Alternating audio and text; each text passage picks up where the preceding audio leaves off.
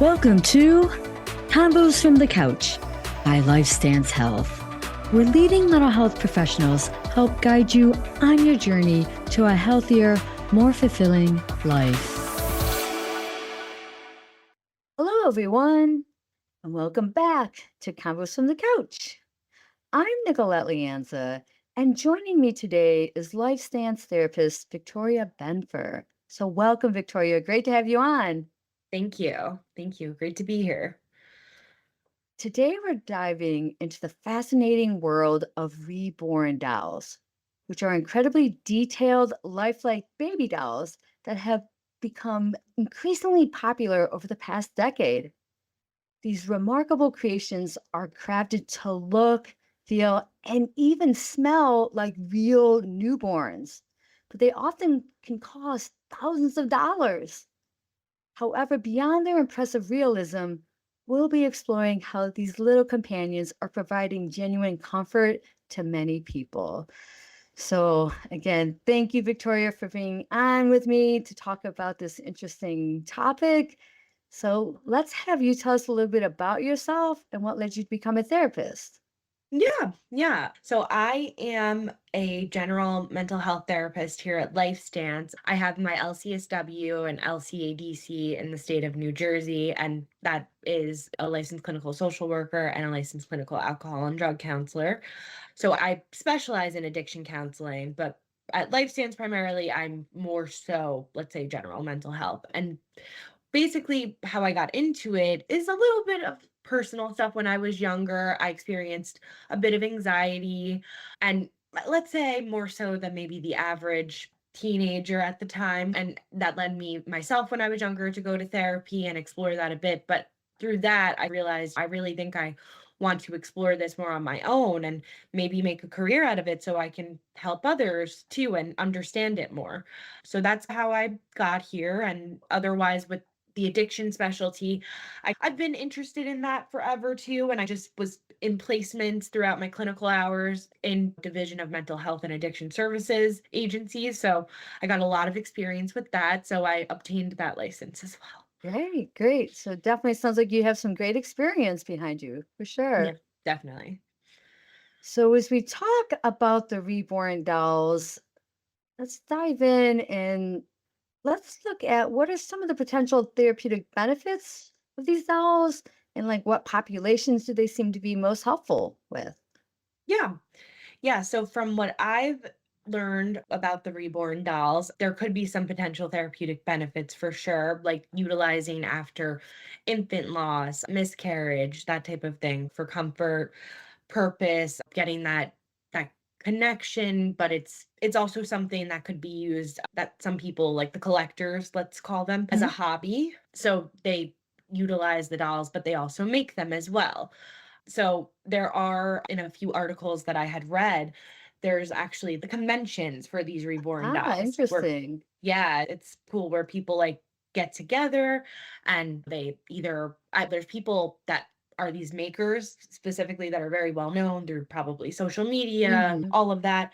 And they have a following, and like at any convention, people get their autographs or maybe have a Right. doll signed or something like Yeah. that.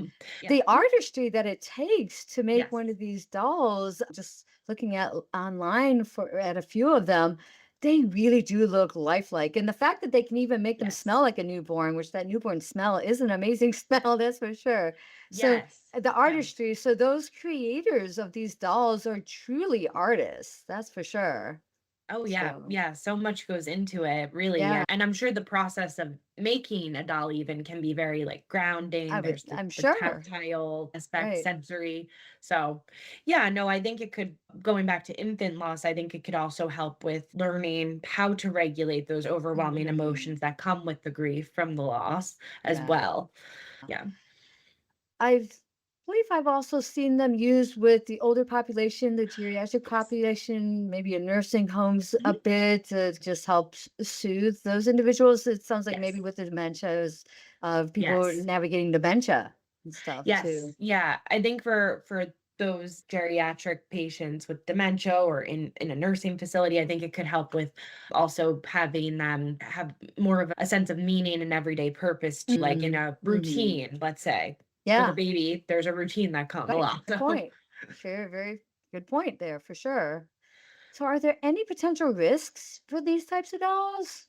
Mhm. Yeah, I think like with anything, too much of anything could be bad, right? Developing an overdependence. Maybe it's great for the soothing aspect for somebody that has experienced an infant loss, but if they rely too much on that baby doll, it could maybe I have read some aspects where people become very distressed when the baby doll is not with them then, and then that's not really learning, but you're having a maladapted coping strategy.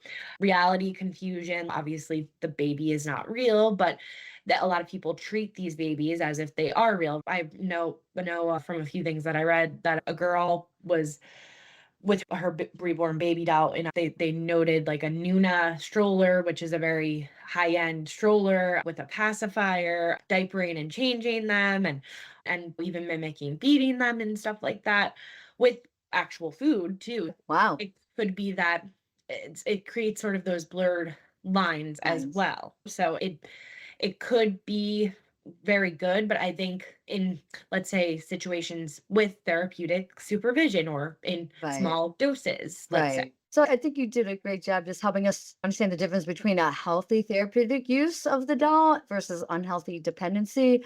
I think if it blurs the line that, yes, the dolls look extremely realistic, but not to confuse it, it's not real. To actually feed it real food, to pretend to maybe even breastfeed it or whatever. That's where I think we're Yes. going to definitely be blurring into an unhealthy attachment to the doll. Right. Yes. Yeah, So, definitely. Definitely. That's where those that over dependence comes in and right. treating the baby like it's a real baby. Definitely. Any other insights you'd like to share? I think that basically like I said, the baby doll can be very therapeutic, but there has to be a balance, like the intent behind it, what the actual function is, making sure that it doesn't spill into stepping away from real life Right. responsibilities again with Right. those blurred lines. So I think they can definitely offer short-term comfort, but ultimately hinder emotional well-being and healing if used in a overdependent way. My gosh, Victoria, thank you so much for sharing more about the reborn dolls. The Yeah. benefits, which just sounds like there's lots of therapeutic benefits, but then also some risk to it. So it's all about Yes. balance, right? By Yes, navigating the exactly. balance. But thank you again for being on with me today. Oh, thank you for letting me come on and share. I'd also like to thank the team behind the podcast, Jason Clayton and Juliana Whitten. Thank you again for listening to Converse from the Couch. Take care, everyone.